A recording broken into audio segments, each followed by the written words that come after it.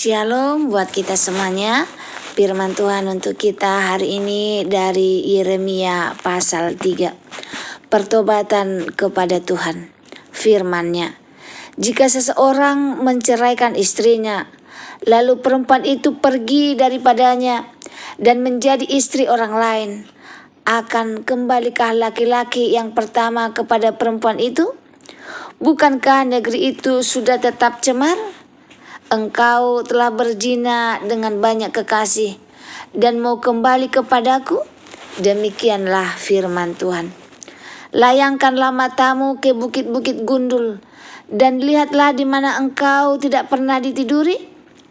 Di pinggir jalan-jalan engkau duduk menantikan kekasih, seperti seorang Arab di padang gurun. Engkau telah mencemarkan negeri dengan jinahmu dan dengan kejahatanmu. Sebab itu dirus hujan tertahan, dan hujan pada akhir musim tidak datang. Tetapi dahimu akan dahi perempuan sundal, engkau tidak mengenal malu. Bukankah baru saja engkau memanggil aku Bapakku? Engkaulah kawanku sejak kecil. Untuk selama-lamanyakah ia akan murka, atau menaruh dendam seterusnya? Demikianlah katamu, namun engkau sedapat-dapatnya melakukan kejahatan. Israel dan Yehuda diajak kembali kepada Tuhan. Tuhan berfirman kepadaku dalam zaman Raja Yosia, sudahkah engkau melihat apa yang dilakukan Israel, perempuan murtad itu? Bagaimana dia naik ke atas setiap bukit yang menjulang dan pergi ke bawah setiap pohon yang rimbun untuk bersundal di sana? Pikirku, sesudah melakukan semuanya ini, ia akan kembali kepadaku, tetapi ia tidak kembali. Hal itu telah dibuat oleh Yehuda saudaranya perempuan yang tidak setia. Dilihatnya bahwa oleh karena jinahnya, aku telah menceraikan Israel, perempuan murtad itu, dan memberikan kepadanya surat cerai. Namun Yehuda saudaranya perempuan yang tidak setia itu tidak takut, melainkan ia pun pergi bersundal. Dengan sundalnya yang sembrono itu, maka ia mencemarkan negeri dan berzina dengan menyembah batu dan kayu. Juga dengan semua ini Yehuda saudaranya perempuan yang tidak setia itu tidak kembali kepadaku dengan tulus hatinya, tetapi dengan pura-pura. Demikianlah firman Tuhan. Dan Tuhan berfirman kepadaku, Israel perempuan murtad itu membuktikan dirinya lebih benar daripada Yehuda perempuan yang tidak setia itu. Pergilah menyerukan perkataan-perkataan ini ke utara. Katakanlah, kembalilah hai Israel perempuan murtad. Demikianlah firman Tuhan. Mukaku tidak akan muram terhadap kamu, sebab aku ini murah hati. Demikianlah firman Tuhan. Tidak akan murka untuk selama-lamanya. Hanya akuilah kesalahanmu, bahwa engkau telah mendurhaka terhadap Tuhan Allahmu, telah melampiaskan cinta birahimu kepada orang-orang asing di bawah setiap pohon yang rimbun, dan tidak mendengarkan suaraku. Demikianlah firman Tuhan. Umat yang akan datang ke Sion, kembalilah hai anak-anak yang murtad. Demikianlah firman Tuhan. Karena aku telah menjadi Tuhan atas kamu, aku akan mengambil kamu, seorang dari setiap kota dan 2 orang dari setiap keluarga, dan akan membawa kamu ke Sion. Aku akan mengangkat bagimu gembala-gembala yang sesuai dengan hatiku. Mereka akan mengembalakan kamu dengan pengetahuan dan pengertian. Apabila pada masa itu kamu bertambah banyak dan beranak cucuk di negeri ini, demikianlah firman Tuhan, maka orang tidak akan lagi berbicara tentang tabut perjanjian Tuhan. Itu tidak lagi akan timbul dalam hati dan tidak lagi akan diingat orang. Orang tidak lagi akan mencarinya atau membuatnya kembali. Pada waktu itu Yerusalem akan disebut tahta Tuhan, dan segala bangsa akan berkumpul ke sana. demi nama Tuhan ke Yerusalem, dan mereka tidak lagi akan bertingkah langkah menurut kedegilan hatinya yang jahat. Pada masa itu kaum Yehuda akan pergi kepada kaum Israel, dan mereka akan datang bersama-sama dari negeri utara ke negeri yang telah kubagikan kepada nenek moyangmu menjadi milik pusaka. Tadinya pikirku, sungguh aku mau menempatkan engkau di tengah-tengah anak-anakku dan memberikan kepadamu negeri yang indah, milik pusaka yang paling permai dari bangsa-bangsa. Pikirku, engkau akan memanggil aku Bapakku. Aku tidak akan berbalik dari mengikuti aku. Tetapi sesungguhnya seperti seorang istri tidak setia terhadap temannya, demikianlah kamu tidak setia terhadap aku, hai kaum Israel. Demikianlah firman Tuhan. Dengar, di atas bukit-bukit gundul kedengaran tangis memohon-mohon dari anak-anak Israel, sebab mereka telah memilih jalan yang sesat dan telah melupakan Tuhan Allah mereka.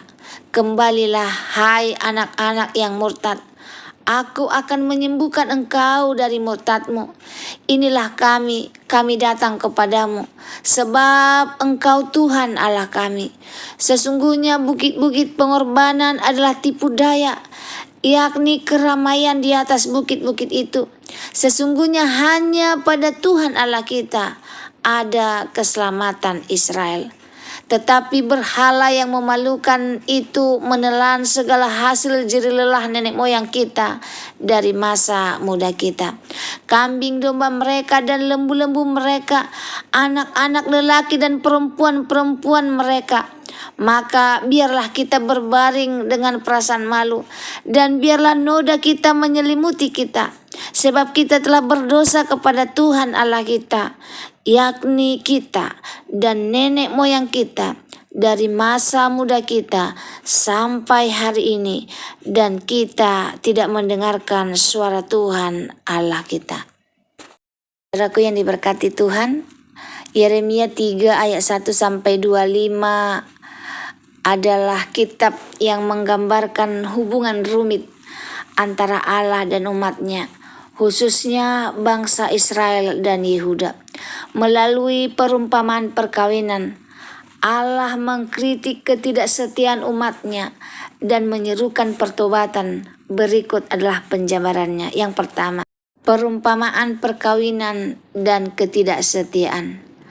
Ayat 1-5 menggunakan perumpamaan perkawinan untuk menggambarkan ketidaksetiaan bangsa Israel terhadap Allah. Allah sebagai suami telah menceraikan Israel karena perzinahannya dengan dewa-dewa lain.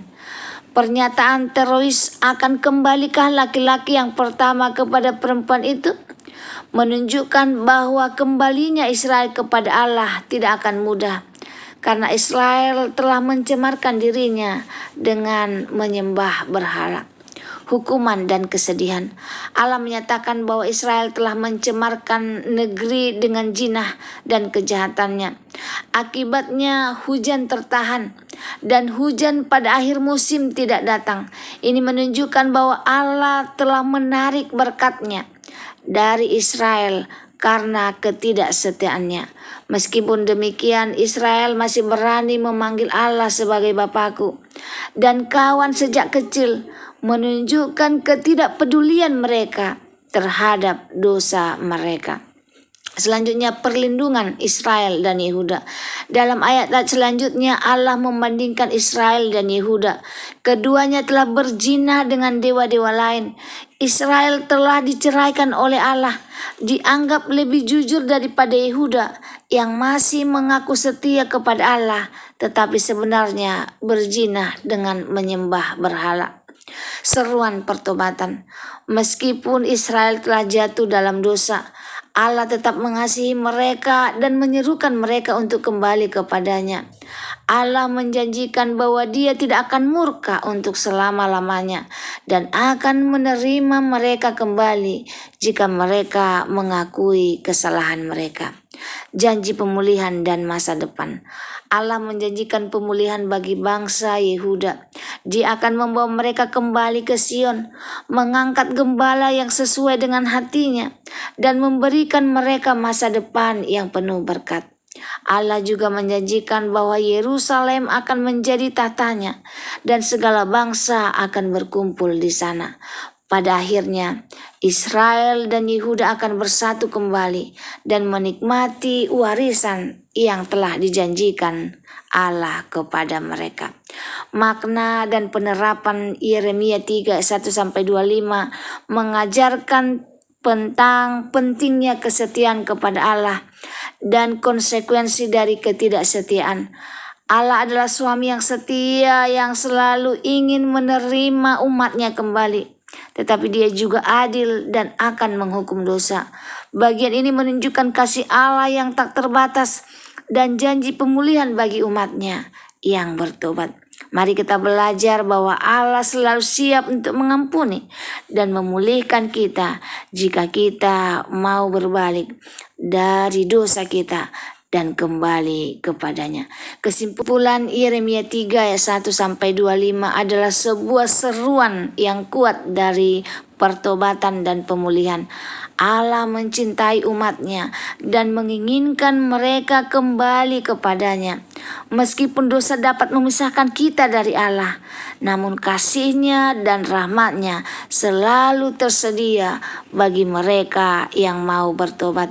Bagian ini juga memberikan harapan bagi masa depan, di mana Israel dan Yehuda akan bersatu kembali dan menikmati berkat-berkat Allah.